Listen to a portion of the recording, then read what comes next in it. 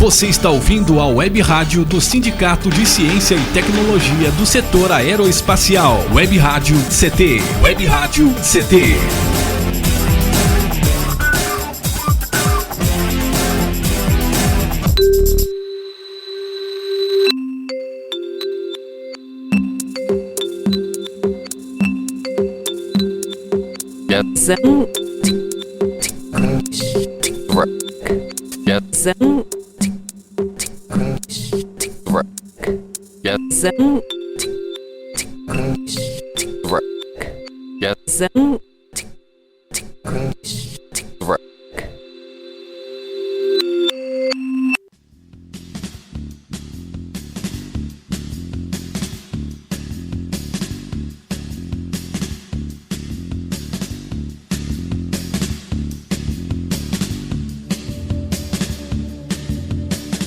Programa Gesamtkunstwerk, um programa na rádio CT do Sindicato Nacional dos Servidores Públicos da área de Ciência e Tecnologia do Setor Aeroespacial.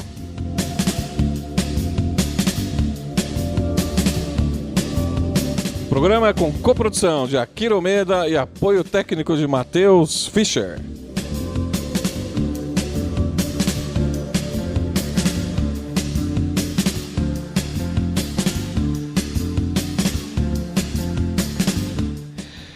Hoje com a presença de Diego Rodstein. Tudo Diego, bom? tudo bem? Tudo tranquilo. Bom voltar. Diego, nós também estamos felizes aí com o seu retorno, né? Vamos fazer a parte 2 da questão existencialista, né?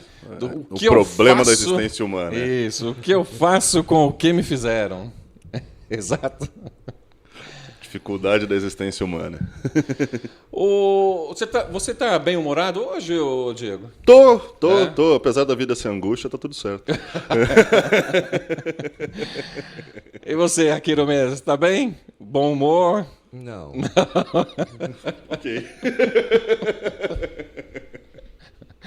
Simples assim. Não é um bom dia. É uma terça.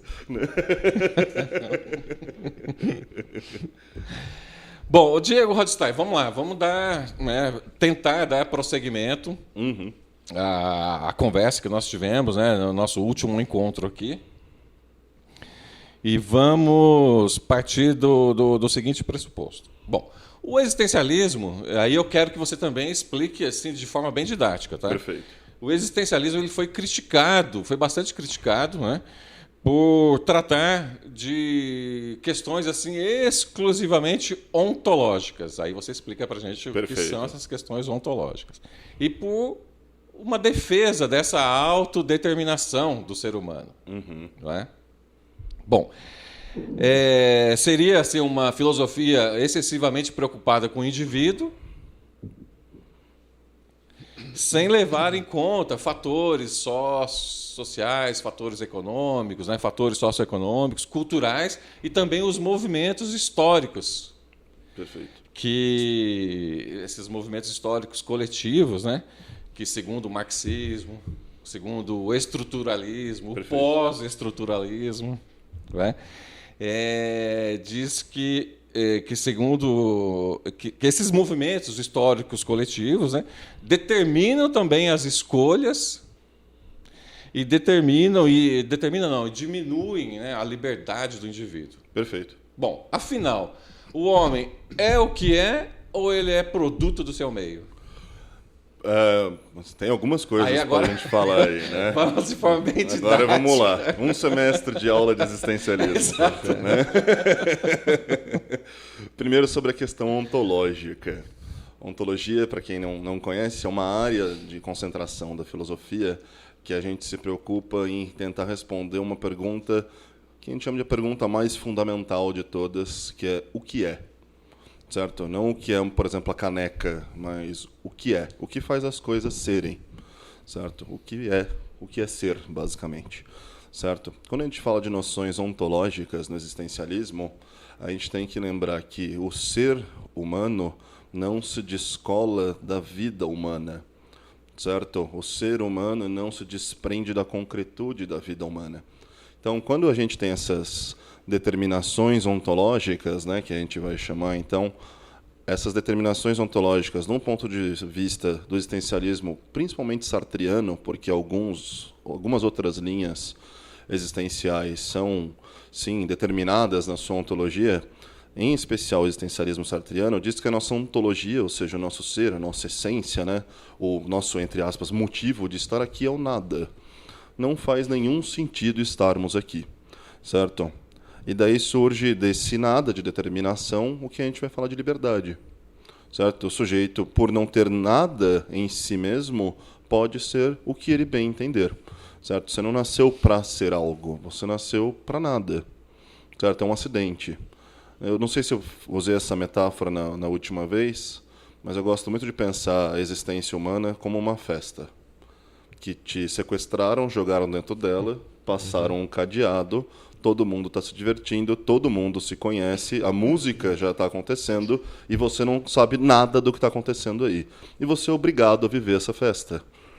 Certo? E você só sai dela morto. Essa é a festa da existência humana.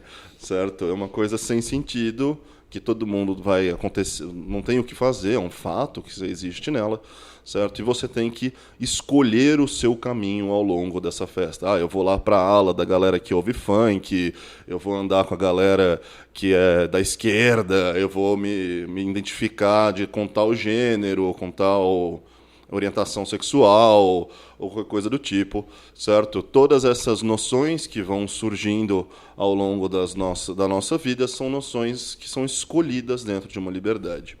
Quando você diz, né, que acaba excluindo estruturas sócio-históricas, né, nessa noção de que o sujeito escolhe a si mesmo, a gente tem que entender que essa liberdade ela se cria numa situação, certo? Então essa crítica de que o existencialismo, de certa forma, até o Sartre tem um texto que chama Existencialismo é um Humanismo, né, onde ele vai apresentar exatamente argumentos contrários a esse tipo de ataque, né, a ele, que ele vai falar, não existe liberdade, não é que a gente não é completamente livre, mas a gente tem que lembrar que a gente é completamente livre para agir dentro de uma situação. Certo? Por exemplo, agora, o que a gente pode fazer agora? A gente pode subir na mesa? Pode. Não é a melhor coisa de um ponto de vista ético e nem talvez para o programa. Certo? A gente pode... Até que seria interessante. Seria interessante. Fiquem à vontade, tá? Vocês são livres.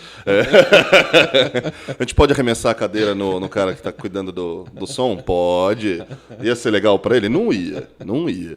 Certo? Mas você pode. A gente pode continuar falando, a gente pode levantar o copo d'água, fechar o computador, abrir o computador. Tudo que é possível dentro dessa situação, a gente pode. Agora, por exemplo, no momento atual, a gente pode ir para a China? De agora, assim? Não, porque a condição atual da nossa história nos trouxe até aqui. Então, a gente só pode fazer as coisas que não dentro da nossa possibilidade. Se a gente for pensar de um ponto de vista mais social, né, menos abstrato, pensa quando você vai num supermercado, ok? E você vê uma fileira de caixas de leite. Então, tem lá 4 marcas de leite, certo? Você pode escolher a 5ª marca? Tem lá 4 marcas de leite aleatórias, a A, B, a C e a D, certo? Você pode escolher a F? Não pode. Por quê? Porque a história não te possibilitou isso, certo? A biografia daquele espaço não te possibilitou isso. Se a gente for ainda para um âmbito mais profundo ainda, quando a gente fala, né, que o sujeito pode escolher o que ele bem entender da vida, escolhe-se em situação. Dentro de um sujeito, por exemplo, numa situação de miséria, de pobreza, certo? A situação dele possibilita ele ganhar dinheiro? A situação dele possibilita a ascensão social dele? Então, o que o Sartre está falando não é que a gente é livre para ser o que bem entender e basta o sujeito querer, porque senão a gente cai numa burra meritocracia, né? Basta se esforçar, basta querer. Não é assim, né? Existe uma situação que vai dar uma gama de possibilidades para essa pessoa. E nessa palestra que você citou, que depois se transformou no livro, né? O existencialismo é um humanismo. Sartre ele é pontual nisso. Ele pontuava claramente essa questão, né? Então ele vai falar, né, que quando a gente fala do humanismo, a gente tem que falar dessas noções de que o humano, por não ter determinações, se escolhe, mas se escolhe frente a uma gama de coisas que se abre para ele, certo? É infinita a possibilidade? Não é infinita. Ela não é a possibilidade infinita. A liberdade dentro dessas possibilidades é qualquer. É infinita, certo? O que você pode fazer na situação atual? O que um sujeito que está numa situação delicada, de miséria, pobreza, qualquer coisa do tipo, pode fazer consigo mesmo? Uma das coisas que surge para ele, por exemplo, é o crime. Certo? Não é que ele escolheu o crime entre o crime e ser milionário. Né? Isso é besta. Certo? Ele escolheu o crime porque era uma das possibilidades que surge numa situação de pobreza. Certo? Então, como, assim, só para citar um exemplo interessante, que é bastante oportuno, como o prefeito lá do Rio de Janeiro agora acusou aquelas pessoas que moram nas encostas, nas áreas de risco, de terem... Na verdade, eles que fizeram a escolha por morar naquele local de alta vulnerabilidade. Né? Por favor, ninguém escolhe ser fudido. Exatamente. Saca? É simples assim. Ninguém escolhe o mal para si. Isso é outra coisa que surge no existencialismo humanismo. Isso. Toda escolha é a melhor escolha para si. Toda escolha você considerou como a melhor escolha para si, porque se você não considerasse, você não fazia. Ah, mas isso é horrível. Eu tropecei daí com a boca no chão, mas era o que você considerou melhor para si. Desculpa. Sinto muito, você é um tapado. Acontece, né? Mas é uma escolha, certo? E ninguém vai escolher entre uma opção que é claramente muito melhor e uma opção de estar numa área de vulnerabilidade, né, perigosa e tudo mais, e ir para esse lado porque simplesmente quer.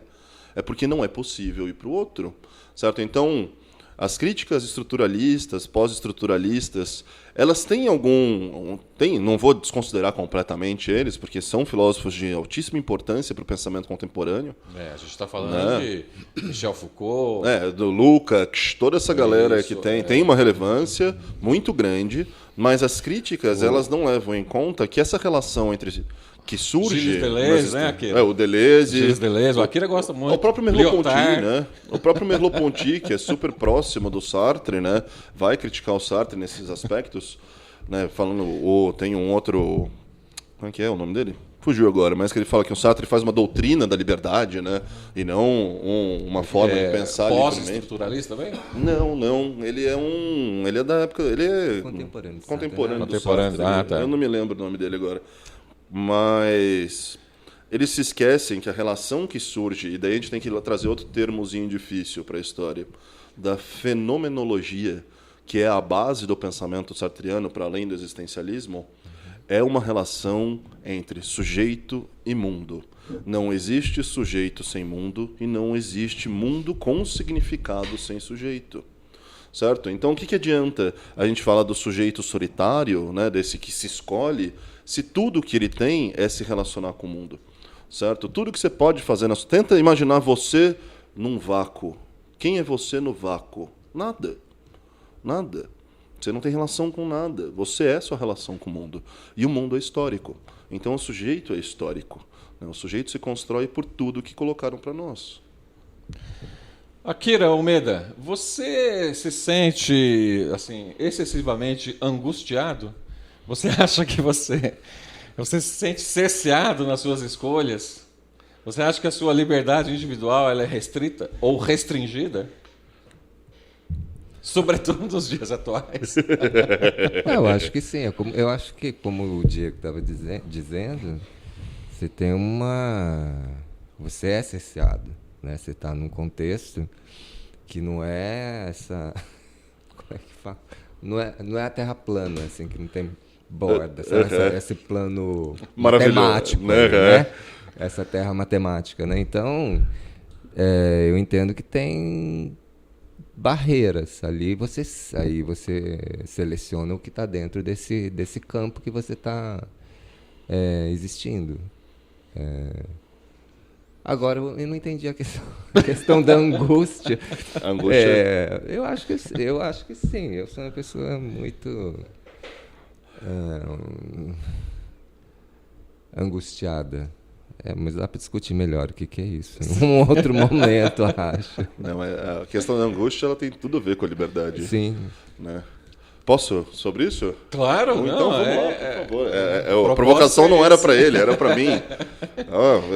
Assim, eu não entendo por metalinguagem vias- bem, desculpa. Por vias oblíquas, né? A gente faz a provocação. A angústia em Sartre tem uma relação muito grande com a ideia. Eu falo em Sartre porque Sartre é um dos grandes expoentes do existencialismo, mas você pode, boa parte das noções você pode abrir para o existencialismo, certo? Angústia tem sempre uma relação com a noção de liberdade em Sartre, mas com a noção da liberdade ser fundada na falta de sentido.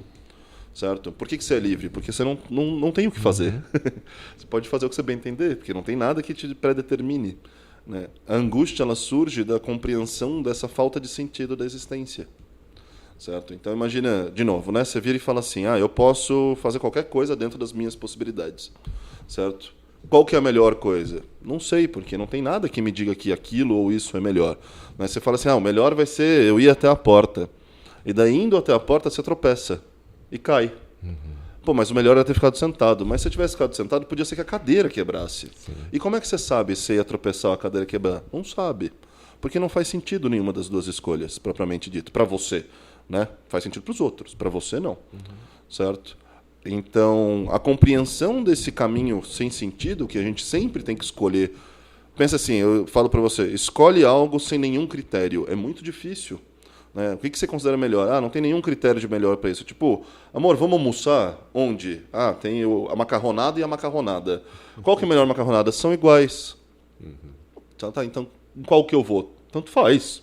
Né? Não tem a melhor macarronada, no final das contas. Essa noção de constante busca do sem sentido é o que traz a angústia. Só que, ao mesmo tempo, a angústia em Sartre ela funciona meio como um motor que move o sujeito. Né? É porque você se angustia que você percebe a falta de sentido e que você tem que ir atrás de alguma coisa. A angústia ela não é negativa, né? Não é um sentimento destruidor, simplesmente isso. Não é aquele negócio de sentar e se deprimir. Né? A angústia está muito mais ligada a essa noção de busca, né? De projetar-se. Né? Eu sou um ser angustiado que precisa dar sentido à vida, mas que nunca encontra. É uma corrida atrás da linha do horizonte. Bacana. Bom, Diego, a gente vai fazer um pequeno intervalo. Na sequência, a gente retorna.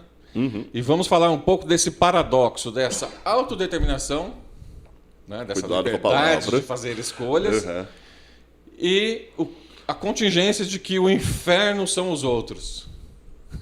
Pode deixar, vamos falar do inferno dos outros. Programa Gesamtkunstwerk.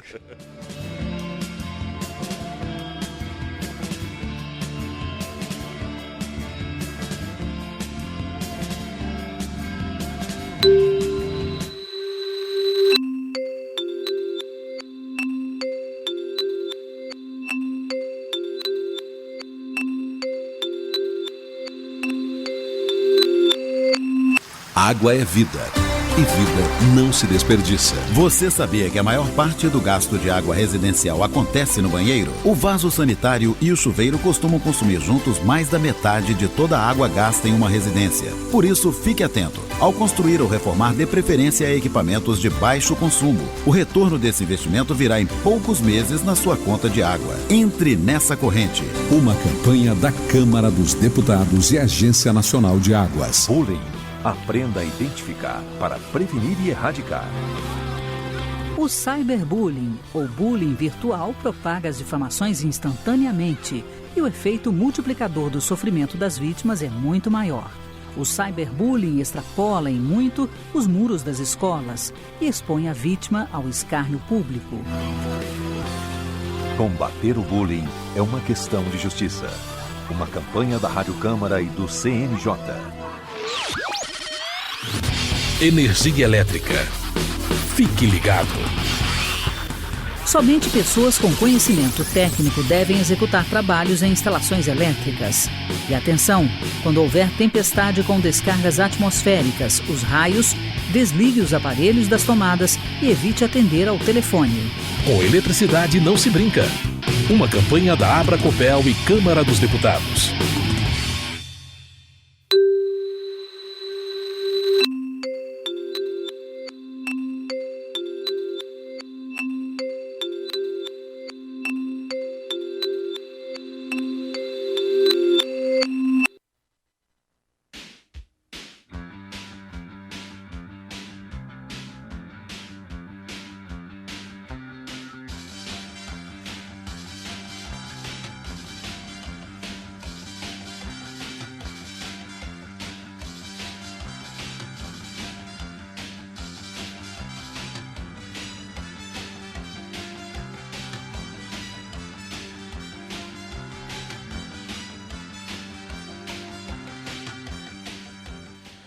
Programa Gesamtkunstwerk. Diego, é o seguinte. A gente vamos falar um pouco sobre essa questão do outro, né? Que o Sartre tem aquela famosa frase, né? De que o inferno são os outros. Bom, as outras pessoas, elas são fontes assim permanentes de contingências. Perfeito. Não é? Todas as escolhas que a gente faz, elas nos levam à transformação do mundo, e a gente também está se adaptando, né, ao meio em que a gente se insere. Bom, mas só que cada pessoa tem um projeto diferente. Perfeito. Que acaba entrando em conflito, ou mesmo projetos que se sobrepõem. Certo. E é curioso que o ser humano, né, embora ele faça o discurso da autodeterminação, busca, que determinar-se se ele fracassa, a culpa é do outro. São dois conceitos aí, né? Sim. São duas Eu coisas, acho que são vários. São mais dois principais que surgem aí, né? Primeiro, a noção de autodeterminação. A gente sempre tem que pensar que o determinar-se é algo mutável, né? Então, não é que nós nos autodeterminamos, mas nos autoprojetamos, certo? Nós vamos em direção a algo que queremos, e sempre que alcançamos isso, queremos mais, né? E abandonamos isso, né? Então, tipo, você trabalha, vamos dizer, você é um garçom, né? Você cumpre a função de garçom como você acredita que um garçom deve ser. Mas você não chega em casa sendo garçom, você não dorme sendo garçom, você não escova o dente como um garçom escova o dente, né? São objetos que não participam da ideia de garçom. Então você não é propriamente um garçom, né? Você está agindo como, vamos dizer assim. Você está projetando a ideia de garçom para si, certo? Mas não se determina. Você determina o que é garçom, não a si mesmo, certo? Então a gente sempre trata isso como uma noção de autoprojeção, né? De busca para si mesmo, certo? Quando a gente entende isso numa esfera individual, funciona bem, né? Eu sou a minha busca constante pelas coisas que eu quero, mas como a gente já estava falando antes, o sujeito vive no mundo. E o mundo é povoado. Né? Infelizmente tem outros. Né? Certo? E o que a gente tem que entender nisso é que os nossos projetos são projetos distintos e dificilmente completamente compartilháveis. Certo? É muito difícil, dificilmente, para não dizer impossível, né? Encontrar alguém que consiga alinhar o seu projeto de vida completamente com o seu. Com outro, né? Com seu parceiro ou qualquer coisa do tipo. Nisso surge a ideia de um inferno que são os outros. Né? Por quê? Eu vou e decido, por exemplo, pegar o café. Certo? O que aconteceu agora? E eu peguei a última xícara de café. E o projeto de vocês de tomar café foi ferido. Foi destruído pela minha última xícara de café. Porque agora não basta chegar até aqui atrás e pegar o cafezinho. Você vai ter que ir lá pegar o cafezinho. Olha o tanto de vida que eu tirei de vocês porque eu peguei uma xícara de café. Certo? E eu mudei um trajeto da existência de vocês por isso. Então eu sou um inferno para a existência de vocês. Certo? Porque eu sou um sujeito livre que age pelas minhas determinações do que deve ser feito e que não leva em conta necessariamente o outro. Certo? Mas, ao mesmo tempo, eu sou também alguém que conhece você por um ponto de vista que você nunca viu. Certo? Você nunca viu o próprio rosto. Já para pensar nisso, que loucura. Você nunca viu o próprio rosto a não ser no reflexo. Certo? Você só viu o seu próprio rosto ao contrário, basicamente, né? Né? Tipo, eu conheço mais sobre você do que você mesmo. Certo? Porque você, por exemplo, é o Maurício da rádio. E isso tem uma determinação muito forte. Muito forte, muito completo o Maurício que trampa na rádio, que faz o programa, que eu não sei falar o nome, como é que é? Gesunt? É o impronunciável. O impronunciável, o Cthulhu. Né? Certo? É algo muito concreto, é algo muito objetivo. Então eu consigo dar determinações a você que nem você consegue, certo? Então eu possuo algo seu. Eu sou uma boa ferramenta para que você alcance e supere a falta de sentido da existência. Mas, ao mesmo tempo, eu sou a destruição do seu projeto, certo? Daquilo que você busca. Então, você tem essa via de mão dupla no inferno são os outros. Não é só a vivência ao inferno, né? É um inferno porque é um mal necessário. Viver com outro é uma vivência compartilhada, onde o outro sabe sobre mim, eu sei sobre ele, e mesmo assim nós não conseguimos alinhar uma busca que nos iguala, né? Então o inferno está nessa dicotomia, né, entre eu tenho algo objetivo para você e eu destruo os seus objetivos, certo? Posso estender só mais um pouquinho isso? Não, você tem liberdade para falar. Não, é só para a quiser. gente não estender muito o mesmo tema. Mas o Hegel, né? O Hegel tem uma equaçãozinha no final, lá no absoluto dele, que ele vai falar que o eu é igual a eu, né? O eu igual a eu. Literalmente, uma equação de eu igual a eu, né? O Sartre vai olhar para o Hegel e falar que bonito. Pena que a gente não chega nessa igualar, né? A gente nunca vai encontrar o que é comum de todos nós. A gente nunca vai dizer, eu sou igual a você na morte, em Deus, no absoluto. Não, você morre do seu jeito, eu morro do meu. Morte nem tem a ver com a vida. Quando ela tá ou não tô, quando eu tô, ela não tá, né? Acabou. Né? A morte vem depois de mim. Então não tem o que igualar o ser humano, certo? Então nisso a gente não iguala também projetos, não iguala vivências. Vou fazer uma provocação para você. Na verdade, vou fazer por via transversa, né? Pela metalinguagem aqui, certo? Eu vou olhar para o Akira. Faço para o Akira. Metalinguagem. Mas ainda sobre essa questão de que o inferno são os outros. Perfeito. Né? E aí a gente faz um paralelo com a questão do ressentimento. Akira, é o seguinte, o ressentimento é um afeto assim característico da modernidade. Não é? A gente vive numa sociedade narcísica, uma sociedade individualista. E no ressentimento, o sujeito ele preserva, né, esse ideal individualista, essa questão da autodeterminação. Uhum. Mas se ele fracassa, como eu disse aqui, a culpa sempre é do outro. Ou seja, o ressentido, ele pode se escudar, né? Ele não tem que se espelhar na sua incompletude. Ele sempre atribui o fracasso ao outro. E aí eu volto àquela pergunta, Akira. Você é um ressentido?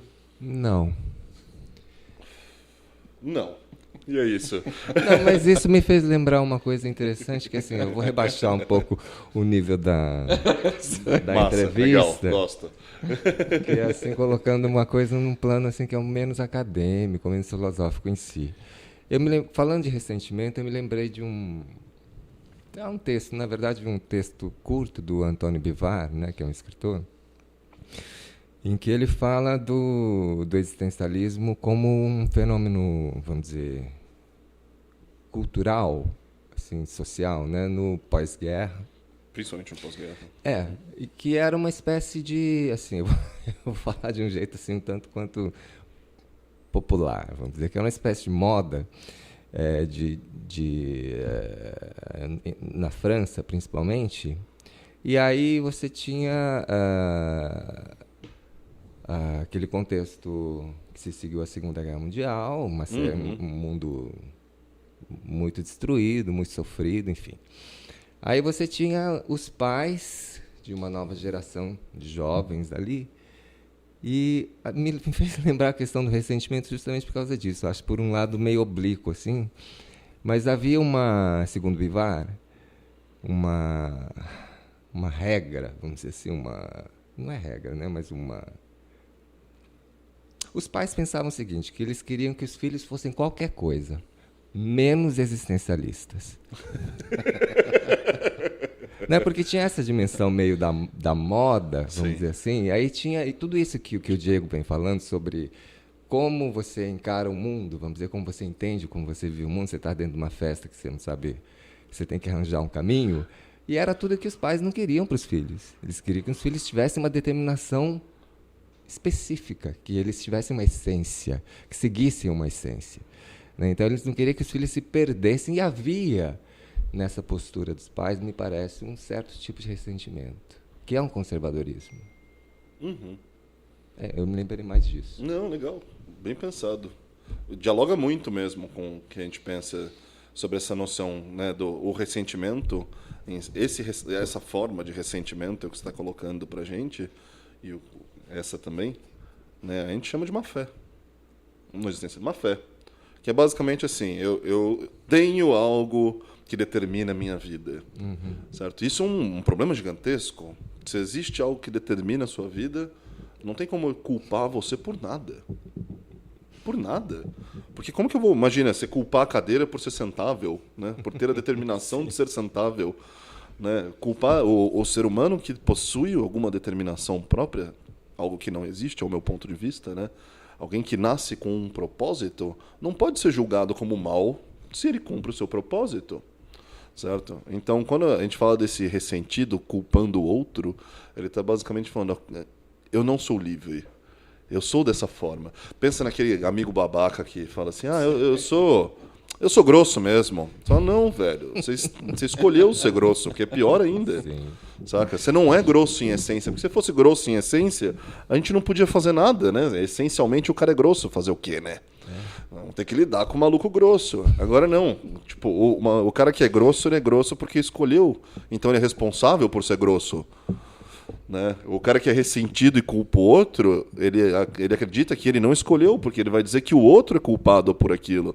Mas no final das contas, esse ressentimento, essa dor que ele sente e que ele acha que o mundo conspira contra ele, nada mais é do que ele escolhendo uma via que o mundo responde como conspiratório. E no final das contas, quando a gente justifica esse ato no outro, né?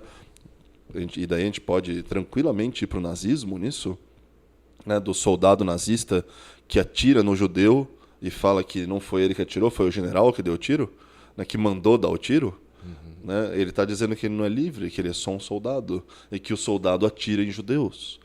O soldado nasceu para atirar em judeus e vai morrer atirando em judeus. É isso que ele está falando. Né, a responsabilidade não é minha, porque eu essencialmente sou soldado. Né, e daí... Isso é problemático de um ponto de vista ético. Né? Como que eu responsabilizo alguém que tem essência, que tem um porquê existir? Não posso responsabilizar. Então o Sartre, nessa noção destruidora da essência, ele está devolvendo ao sujeito não só a escolha, mas a responsabilidade da escolha. O peso da existência é ser responsável a todo momento pela própria escolha. Certo? Então, se você escolhe ser otário, você é otário, porque você quis ser otário. E o mundo vai te responder tendo um fenômeno otário. Né? Não vai ser feliz. Certo? Se você escolheu ser preconceituoso, o mundo vai te responder como se responde o preconceituoso. Né? Se o mundo inteiro for preconceituoso, o mundo vai responder bem. Agora, se o mundo tem facetas que não aceitam o preconceito, você vai ter um mundo respondendo facetas que vai combater o preconceito. Né? Então, todo esse ressentimento, e como se disse, um ressentimento extremamente contemporâneo que a gente tem, né? E solitário. Né? Eu sou o ponto fora da curva. Todo mundo sonhou. Tudo que a gente odiava da Ovelha Negra nos anos 90, a gente transformou em sonho de uma noite de verão dos anos 2000 e para frente. Né? Todo mundo quer ser o ressentido, diferentão. É uma remanescência do gótico mal lido, né? Saca? Muito mal lido do gótico, assim. Ô, Diego, mas quando eu digo que esse é um afeto característico da modernidade, é porque o ressentimento ele vem assim, acompanhado de uma constelação de afetos. Sim. É ódio, é mágoa, é raiva, né? É o desejo de vingança. Sim. Não é? Ou seja, tem uma constelação aí de afetos, dores, aí, de né? dores, de sofrimento. Só que o ressentido, diferentemente do revoltado, o ressentido ele não quer mudar a condição opressiva. Concordo plenamente. Porque ele ainda está nessa zona de conforto de culpar o outro. Eu vou fazer um paralelo um pouco fora do existencialismo agora, mas pensar um pouco na cultura brasileira, na cultura mundial. Isso, ótimo. Que né? era a provocação que eu queria Vamos fazer. Vamos pensar em filme de herói. Filme de herói, Marvel, essa galera. Todo mundo que não é herói é ressentido, né? Sim. Basicamente isso. Né? Ah, eu não posso fazer nada. A polícia não pode fazer nada, chama o Superman. A polícia não pode fazer nada, chama o Batman. É o ressentido. Né? A gente tem uma cultura de um bando de ressentido esperando um herói. Um Messias, no caso, né? Todo mundo achando, não tem nada o que fazer. A corrupção no Brasil é instaurada. A gente precisa de um salvador. E daí deposita essa salvação num Messias, né? Num grande salvador, num Deus de alguma coisa, né? O cara é vestido de capa, né? A gente tem uma cultura extremamente ressentida, né? E quieta. E muito quieta, assim, tristemente quieta. Né? E daí, voltando ao existencialismo nisso, é exatamente isso. Né? Eu sou o incapaz. Isso é a frase do sujeito de má fé. Eu sou o incapaz, eu sou aquele que não é livre para discordar das coisas. Eu tenho que abraçar uma causa e me tornar aquela causa, né? O Marx mesmo trabalha muito com essa noção, né, de que o cara meio que... Eu não me lembro bem, eu não sou um grande conhecedor de Marx, mas na ideologia alemã ele fala bastante sobre essas noções de você objetificar-se e terminar-se na objetificação, na reificação de si mesmo, certo? E esquecer, né, da luta, da busca que você tem na luta de classes, né, da subjetividade humana buscando, né, de forma subjetiva dentro da luta. Né? Desculpa os marxistas, eu sou ruim em Marx, tá, gente? Confesso, me corrijam depois. Confesso mesmo. Mas esse ressentimento, de um ponto de vista sartriano, no final das contas, é algo completamente de má fé, porque você está ali. Eu sou incapacitado, eu preciso que o outro faça por mim. Né? Mesmo a minha culpa eu não posso sentir, porque eu preciso que o outro sinta por mim. Então que o outro faça do jeito dele, do jeito que ele achar melhor. E daí você tem essa estrutura que se encerra, né, sendo conservadora. Né? Tipo, dane-se, o que eles acharem melhor eu vivo. E isso é preocupante.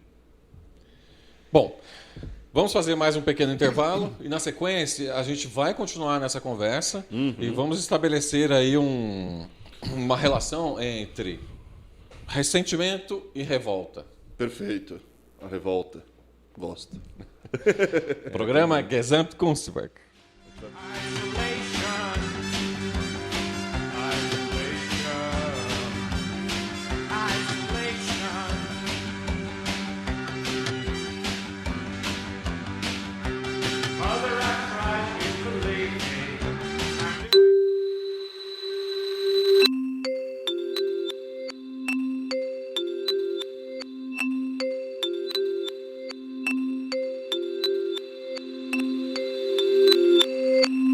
Água é vida.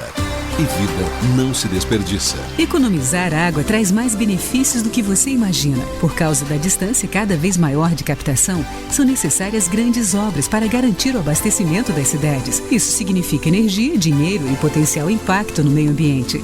Além disso, ao economizar água, você contribui para a redução do volume de esgotos. Entre nessa corrente, participe.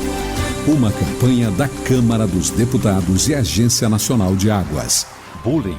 Aprenda a identificar para prevenir e erradicar. Entre as modalidades de bullying, a mais comum é a verbal. O agressor lança mão de insultos, ofensas e apelidos pejorativos para humilhar sua vítima. Já as agressões físicas incluem empurrões, beliscões e até mesmo roubo, furto ou destruição dos pertences da vítima. Combater o bullying é uma questão de justiça. Uma campanha da Rádio Câmara e do CNJ. Quem doa sangue, doa esperança. Recebe sorrisos, alegria e confiança. Quem já doou sabe o bem que faz. O coração se alegra pra doar mais. Doe sangue regularmente. Não importa o tipo que você pertence. Seja A, B, O ou AB. Tem sempre alguém esperando você. Doe sangue regularmente. Não importa o tipo que você pertence. Seja A, B, O ou AB. Tem sempre alguém esperando você. Uma doação doação pode beneficiar até 4 vidas. Por isso é importante que todo doador continue com este ato de bondade sempre. Procure um hemocentro e seja um doador regular. Doe sangue regularmente e ajude a quem precisa. Ministério da Saúde, Governo Federal.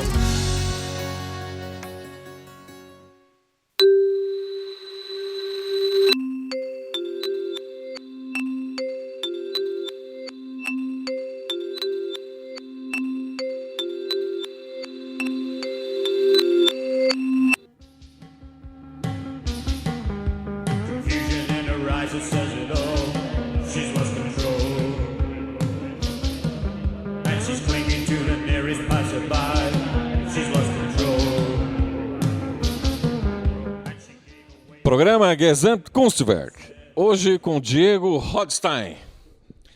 Diego, a revolta, ela é vital, né? Eu fiz aqui umas anotações. Eu vi. Muito bom, muito bom. Se fosse meu aluno, tirava 10. Porque ela pretende mudar a condição opressiva. É? Diferentemente do ressentimento, né, do ressentido, que ele não pretende mudar a condição opressiva. Ou seja, com a revolta, pretende-se que a injustiça não seja perpetuada. Ok. Bom, e o William Reich, ele tem uma frase interessante, que o estranho não é entender por que os explorados se revoltam, mas sim porque eles não se revoltam. O Sartre tem um texto que chama Questão Judaica, que ele fala sobre isso, né? Do judeu como responsável pela própria construção do objeto judaico na Segunda Guerra Mundial, né? Daquele sujeito que deve ser o oprimido. Quando a gente pensa em mídias, é isso, né? Ela vai te dar a mídia, em geral, vai te dar um porquê existir. Né, você tem que consumir o fetiche da mercadoria, né, propriamente dito. Você tem que consumir isso para ser alguém. Você conhece alguém sem celular? Quando você conhece alguém sem celular, você fala, não é humano, é um alienígena esse sujeito. Alguém que não tem celular hoje é um maluco, né, completamente maluco. Você não tem... Bela música.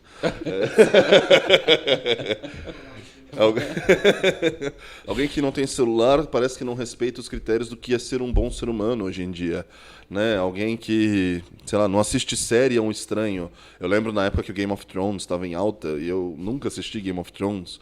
Meus alunos olhavam para mim e falavam assim, como assim? Como assim, professor, você não vê Game of Thrones? Olha a tua cara, você parece um viking. Você tinha que ver Game of Thrones, parece você. Né? Eu falo, não sei, não gostei. Né? Então você tem uma série de critérios que você acaba assumindo para si mesmo para que você possa respeitar o que o meio considera como humano. Né? E se você pegar a propaganda nazista, foi exatamente isso. Né? São critérios para que não só para que o cidadão alemão acreditasse que o judeu era mau, mas que o próprio judeu construísse algo ruim para si mesmo. Certo? E daí ele não se revolta, porque o bom judeu era o judeu quieto e judiado. Né? Então muitos acabavam construindo esses objetos de má fé sobre si e não se revoltavam. Certo? Acabavam seguindo lá no campo de concentração. Né? Não, o judeu é o judiado, é aquele que deve ser dessa forma. Né? Porque os que se revoltavam morriam, ou né, tinham uma vida muito mais miserável até se bobear. Se é que é possível ser mais miserável que um campo de concentração, né? Então, é complexo essa ideia. E daí eu vou defender um pouco. Esse judeu não é um ressentido. Né? Esse judeu ele não é um ressentido. Né? Ele é um sujeito em má fé que foi construído por causa de um meio que não oferece outras possibilidades para ele. E acabou. Certo? O revoltado, e daí, como a gente está falando no intervalo, é legal a gente pensar... O Sartre é um sujeito que dá para falar sobre a revolução sem problema nenhum, é uma filosofia de revolução, né? Mas eu gosto de pensar o revoltado pelo viés do Alberto Camus. Quem não conhece, rapidinho, né? O Camus ele é um filósofo argelino, radicado na França, certo? Que foi um crítico do Sartre, em muitos aspectos, inclusive, certo? Mas sobre a noção de absurdo, né? Ele vai falar, a vida é absurda, existir é algo absurdo. Não tem nada que faça sentido propriamente, né? Ele mantém a noção, mas não só é sem sentido, como a busca por qualquer sentido é absurda também, certo? Então ele fala, o que resta para o ser humano frente à absurdidade da existência? revoltar-se. A revolta é vazia em si mesmo. Você só tem que escolher um objeto da sua revolta, certo? Para tentar viver essa vida absurda, você se revolta e abraça uma causa, certo?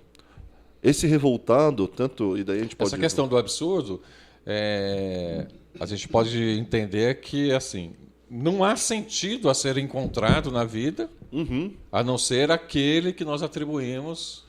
Sim, mas mesmo esse sentido é absurdo. Né? Mesmo esse sentido que você atribui a si mesmo é absurdo. Porque, né, você acorda como um radialista? Não. Espero que não. Você toma banho como um radialista?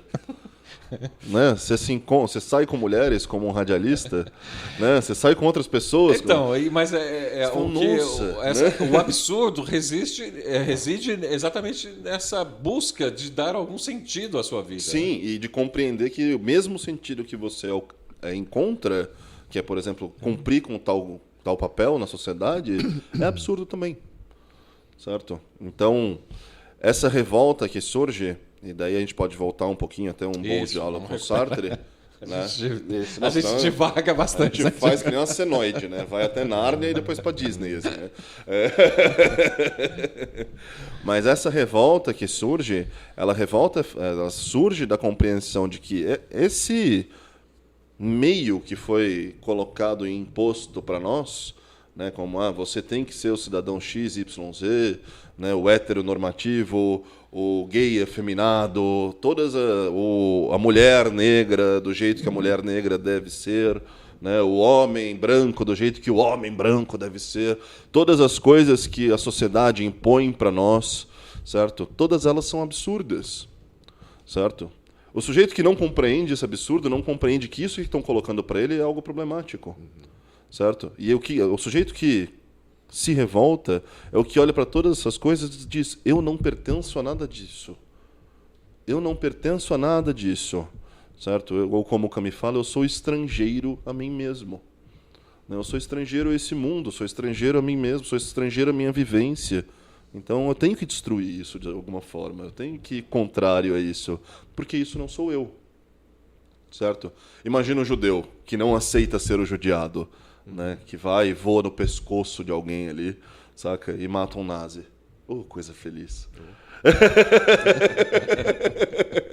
Certo? Ou a mulher que entrou na universidade e falou: eu vou estudar.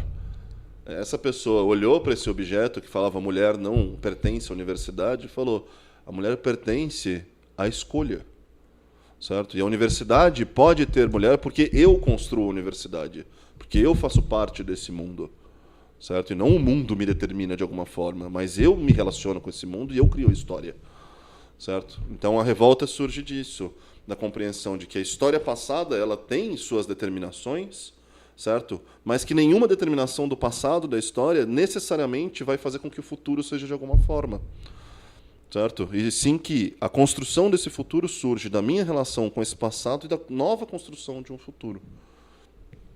Akira, vamos trazer a conversa para uma vida mais prosaica. Hoje nós temos mais ressentidos do que revoltados? Onde você diz? Aqui. No Brasil? No Brasil?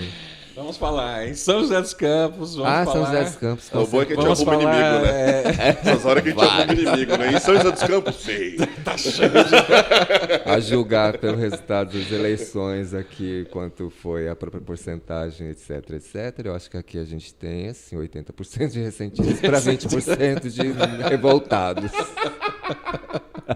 Muito bom arrumar inimigo. Acho exatamente isso, porque...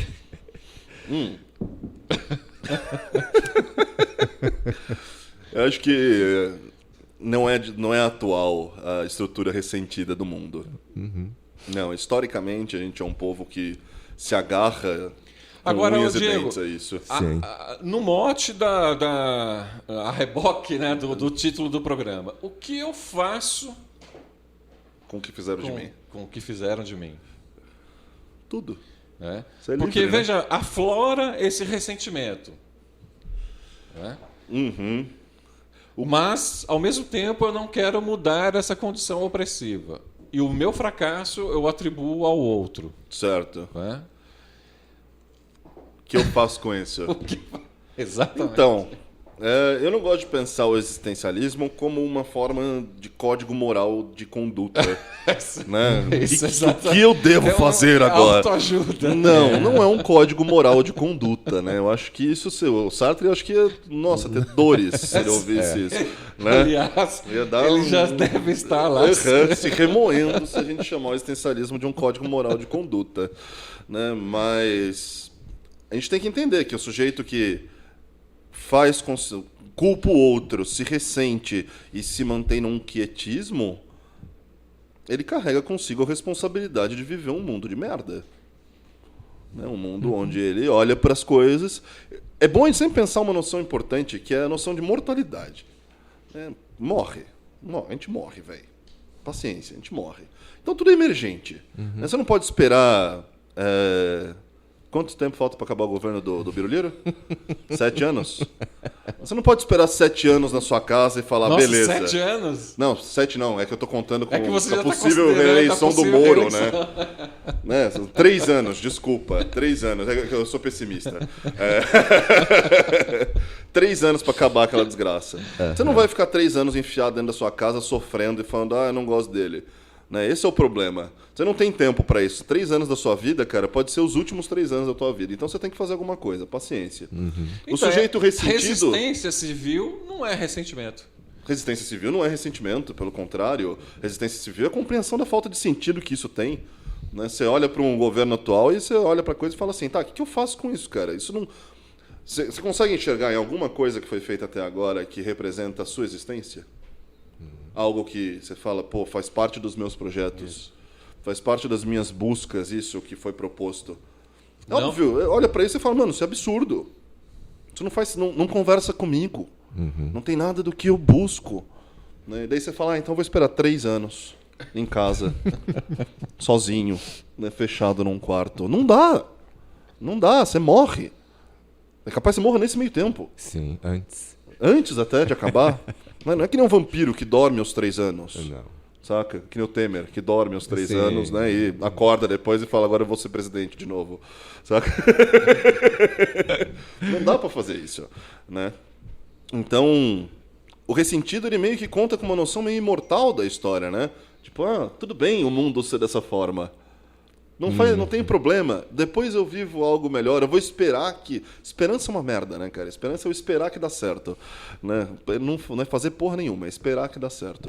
Certo? Daí tá lá, o ressentido é um esperançoso, que uma hora a culpa que ele coloca no outro, o outro decide que vai agir por ele e fazer o melhor para ele. Né? Então é horrível essa vivência do ressentido, porque ela conta com algo que não existe. Por outro lado, o revoltado não. O revoltado, ele compreende, a culpa é minha.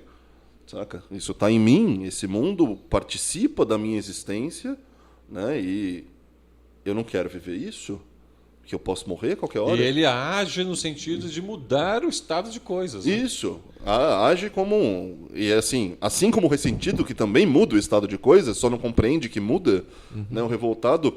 Ou ele perpetua. Não, mesmo que ele perpetue, ele ainda cria mais um que perpetua aquilo. Então ele muda com força, dando força para aquilo, né? O que é pior ainda. Ele reforça. Né? Então, o revoltado não. O revoltado, ele é aquele sujeito que olha para a condição dele e fala, não tem condição possível aqui. Né? Eu tenho que destruir isso, eu tenho que construir algo novo a partir disso, e não simplesmente aceitar. Né? Ele compreende a falta de sentido. Né? Bom, Diego, é o seguinte... E aí eu gostaria que o Akira também se manifestasse, porque a gente está partindo para o encerramento do programa. A gente assiste, né, isso não só no Brasil, como no mundo, uma escalada, né, de movimentos extremistas, movimentos racistas, nacionalistas, né, movimentos fascistas de toda a sorte, né? Movimentos conservadores, questionamentos, né? De avanços civilizatórios, de avanços científicos. Ou seja, o cenário está complicado. Tá osso, velho. Não estava nos planos explicar a Terra plana de novo, né? Não. Agora, tudo isso preenche um vazio deixado assim pelas antigas paixões filosóficas e pelas antigas paixões ideológicas? Você diz uma revivescência da época dos nossos avós e pais, é isso? Talvez. É de novo, né? É muito fácil justificar a existência no outro. É simples. Então, o outro falou, devo seguir. Para mim, a nossa estrutura hoje fascista, né? Essas coisas que a gente revivendo um fascismo, fazendo um revisionismo histórico, revisionismo científico, né? E vale frisar, revisionismo é algo horrível, né? Não tem nada a ver com uma revisão que problematiza algo, né? Não, é tosco, né? O revisionismo. Tudo isso surge porque existe alguém que possui a perfeição em si mesmo aos olhos do povo. Né? Sempre que você tem alguém que tem todas as respostas, você tem um problema. A vida não é feita de todas as respostas. Né? Então, por exemplo, né, o lance lá do vídeo que saiu há pouco pelos WhatsApps do Bolsonaro chamando a galera para derrubar o Congresso. Né? E daí, de repente, o cara fala assim, não, esse vídeo de 2015, mesmo com a facada de 2018, né? O cara aprendeu a viajar no tempo, tá ligado? E o interessante é que a gente vê uma população que aceita esse argumento, porque ali está construída todas as respostas da existência. O sem sentido pode fazer sentido quando você tem uma pessoa com todas as respostas verdadeiras, certo? É simples assim, né? Justificar num Deus a coisa, certo? Mas não faz sentido, não. Faz porque veio dele. Porque se viesse de você, Akira, a galera fala, mano, Akira tá muito louco, interna, saca? Mas como vem de uma pessoa que pode agir partir do sem sentido, então a gente tem essa construção que daí surge, né? O fascismo, que são essas narrativas fantasiosas de perfeição, né? Eu acho que essa reminiscência, ela não é necessariamente ligada a esse passado. Ela tem bases no seu passado, mas ela se constrói de novo com novos sujeitos, com novos projetos, né? E a falta de esperança que o povo brasileiro tem nas últimas décadas, né? Na verdade, faz tempo que a gente não tem esperança, né? A falta de projeto que a gente tem, de olhar para si mesmo e tentar encontrar algo, sempre tem um ciclo de retorno a esse Messias, a esse sujeito com todas as respostas, né? Porque ali tá pautado algo perfeito. E daí é fácil viver, porque a gente fala, se der errado, a culpa é impossível, porque ele era perfeito, então não vai dar errado. Certo? Então, é isso. Acho que o caminho que a gente está seguindo é esse, né? De um ditador dado como perfeito. Entende? E quem não vê a perfeição é louco. Por isso que a esquerda é maluca, né? Hoje em dia. Porque como que vocês não veem a perfeição naquilo? É impossível aquilo não ser perfeito. Olha para ele. Né?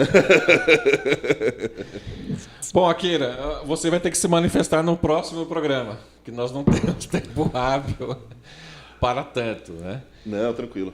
Diego Rodstein, quer deixar algum recado, alguma mensagem? Libertadora? Libertadora não. Revoltadora sim. Né? Não existe tempo para ficar parado, gente. Acho que é um bom momento da gente começar... A gente falou mal da como é que fala? Do autocrítica. Não da autodeterminação. Não, da autocrítica no último programa. Né? O problema da autocrítica. Sim, para de autocrítica, cara. Começa a quebrar as coisas. Certo? E eu só queria falar sobre eu e a Aline, que é minha parceira, minha amiga. Temos um projeto que se chama Filosofia de Quinta, certo? Onde nós organizamos palestras e cursos de filosofia, certo? Para quem tiver interesse. Se quiser procurar lá na página A Filosofia de Quinta, lá no Facebook, tem o Instagram também, A Filosofia de Quinta, certo? Fiquem à vontade. E quem quiser me achar para conversar também, estou disposto. Tá bom? Filosofia de Quinta. Não é de quinta categoria, acontecia às quintas-feiras.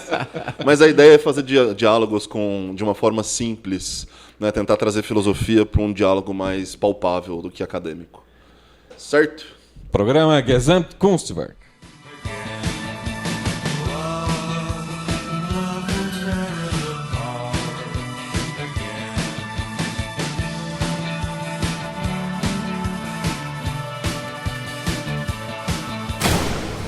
Gesamtkunstwerk. Gesamtkunstwerk. Nossa, arrasei agora. Gesamtkunstwerk. E como você pronunciava isso? Eu não pronunciava, eu falava obra de arte total. Obra de arte total. Obra de arte total. Obra de arte total. Obra de arte total. Gesamtkunstwerk.